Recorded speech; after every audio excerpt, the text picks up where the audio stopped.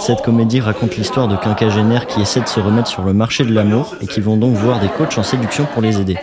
Le problème, c'est que les conseils de ces coachs vont très peu fonctionner, et donc chaque essai va être un crash test rempli de gaffes absurdes qui va faire capoter les projets des quinquagénaires, et de fil en aiguille, leurs maladresses vont les conclure à de nouvelles rencontres vers de nouveaux personnages tout aussi excentriques que les précédents. Cette comédie montre une alternance de scènes entre les discussions avec les coachs et les essais catastrophiques des quinquagénaires, puis en deuxième partie, des scènes un peu à part qui montrent que l'amour arrive surtout dans des moments inattendus, le tout raconté par 14 personnages qui vont du quinquagénaire maladroit au coach farfelu.